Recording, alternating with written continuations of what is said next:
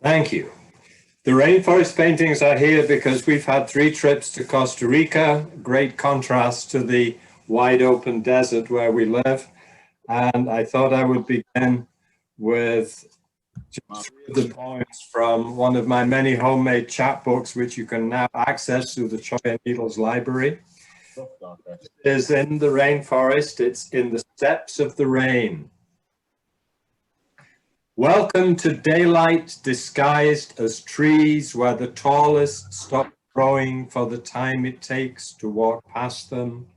A few feet more into the tangle of hanging vines and rising leaves, while oropendular calls drip between mimosa and ancient almonds whose roots measure the years underground.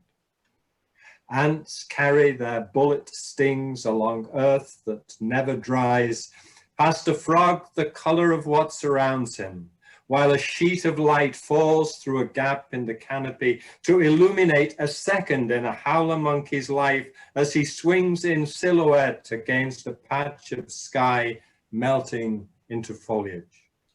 One of all the trees stands draped with epiphytes, but strong enough to carry everything that grows upon it. Stoop to enter and look up. It is taller inside than out. There are clouds where it opens into space, and in its empty core are bats washed in darkness, holding to textures made by centuries of rain climbing back to where it fell from, where the green macaws send out their morning cries to clear a space to fly through. The other birds remain invisible. Attila, Euphonia, Mannequin, each with its signature notes imprinted on air in all the colors of its plumage that glow against the red, yellow, and black bands of silence marking the progress of the coral snake. And the coral snake in Costa Rica is one that it is wise to avoid or step around. This is a much shorter poem, sums up the weather. We went to Tortuguero, which is on the Caribbean coast, and well, it rains. That's what it does there. Tortuguero morning. The trees stare into the broken surface of the water. Lianas tie clouds to the earth, and the rain is a forest hanging from the sky.